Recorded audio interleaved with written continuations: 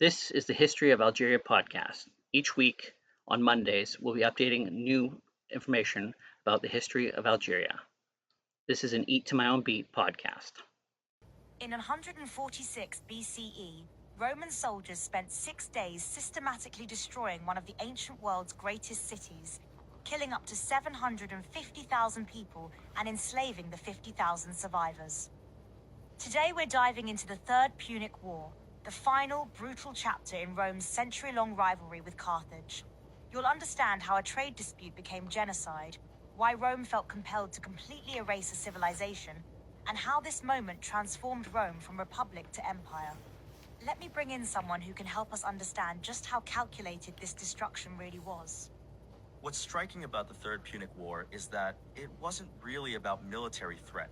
According to the page content, Carthage had already lost 2 wars to Rome and was prohibited from waging war without Roman permission.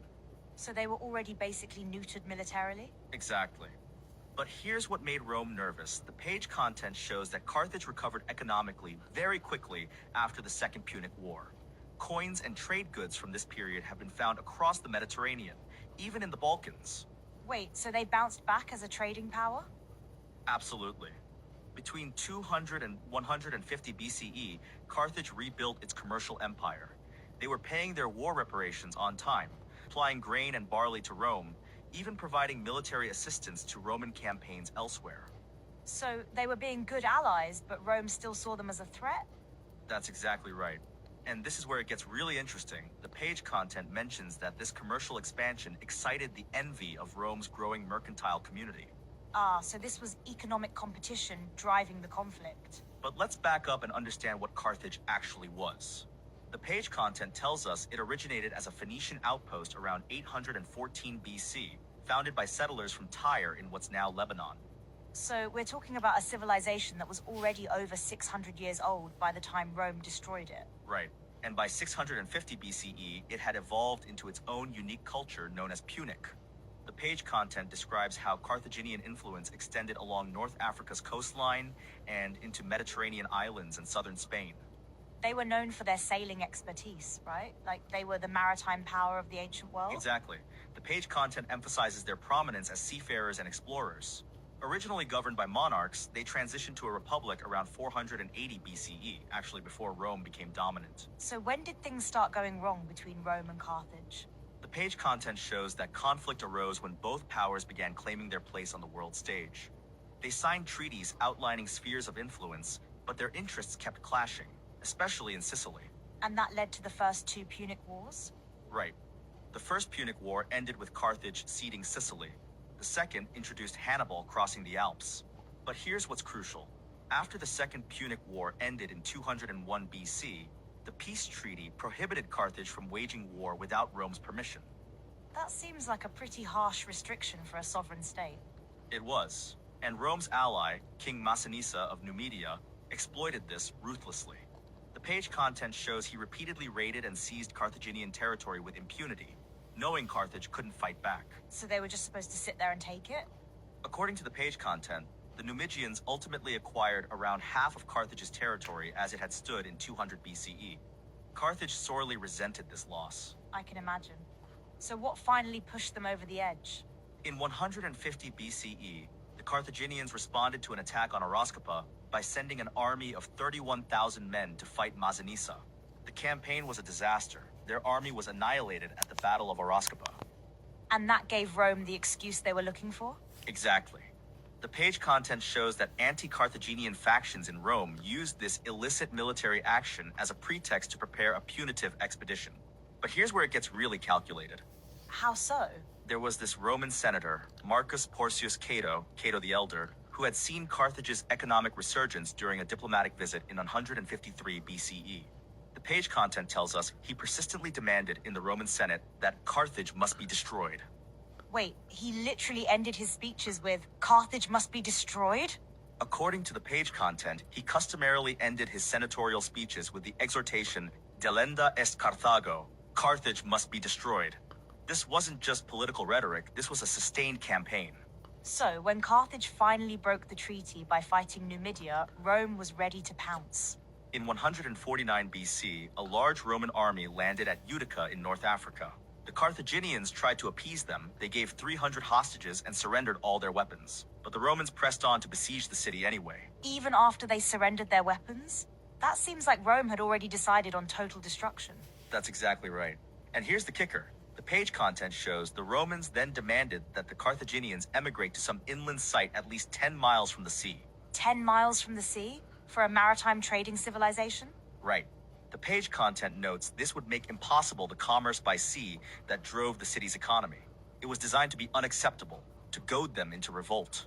So Rome wanted them to fight back so they could justify total destruction. And fight back, they did. The page content shows that about 140,000 of Carthage's women and children were evacuated by sea to seek refuge in friendly states. The city converted itself into an arms factory. So they were preparing for a siege. How long did it last? Nearly 3 years. The Roman campaign suffered repeated setbacks through 149 BC. A new commander took over in 148 BC and fared equally badly. But then something changed. What happened? Enter Scipio Aemilianus. The page content shows that at the annual election of Roman magistrates in early 147 BC, public support for Scipio was so great that the usual age restrictions were lifted to allow him to be appointed commander.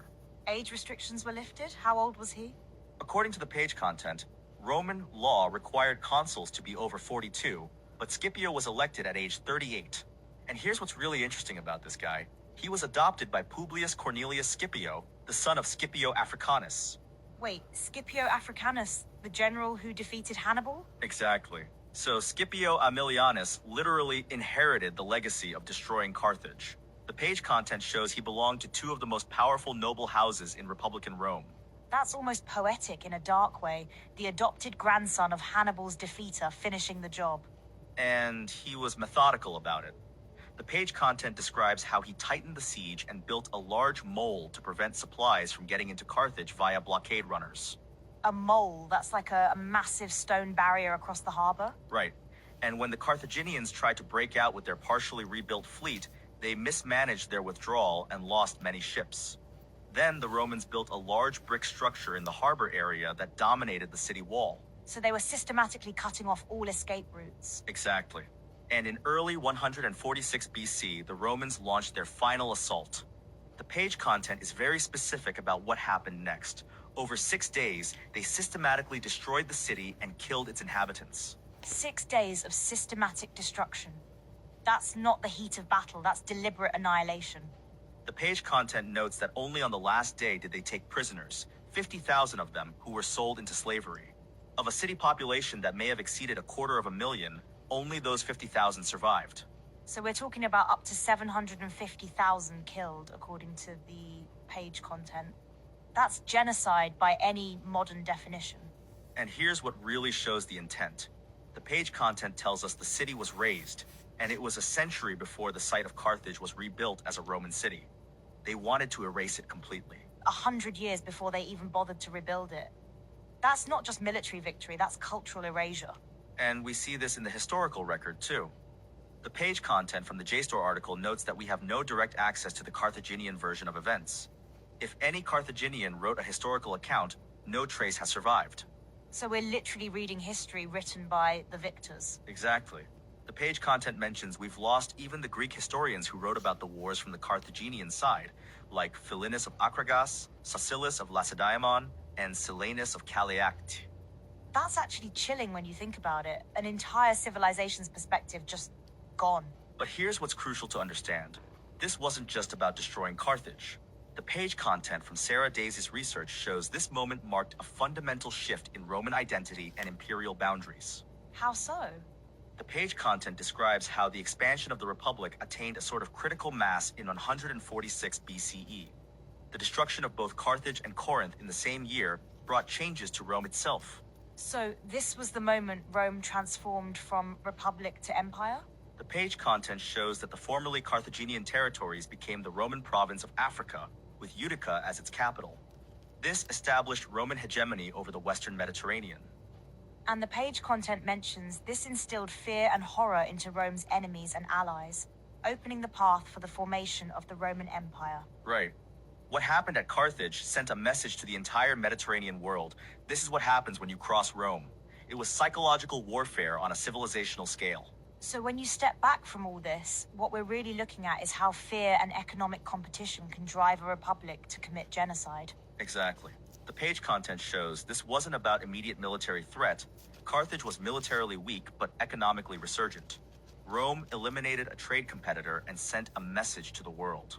And in doing so, they fundamentally changed what Rome was. The republic that destroyed Carthage wasn't the same republic that would become the empire. The page content from the academic research emphasizes this. 146 BCE marked shifting paradigms of Roman Imperium. They had crossed a line they couldn't uncross. Here's what strikes me most. We started with a trade dispute and ended with the complete erasure of a 600-year-old civilization. That escalation should terrify anyone who thinks about how nations interact today. And remember, this was all documented by Polybius, who the page content describes as broadly objective and largely neutral. Even a neutral observer recorded this systematic destruction. The Third Punic War shows us how quickly fear can turn into annihilation, how economic rivalry can become existential threat, and how the victors literally write history. Next time you hear about trade wars or rising tensions between powers, remember Carthage, and remember that sometimes there are no second chances. Thank you for listening to the History of Algeria podcast. Please check back every Monday at noon Pacific time for a new episode. Also available on YouTube and wherever you get your podcast. Check us out at www.eattomyownbeat.com.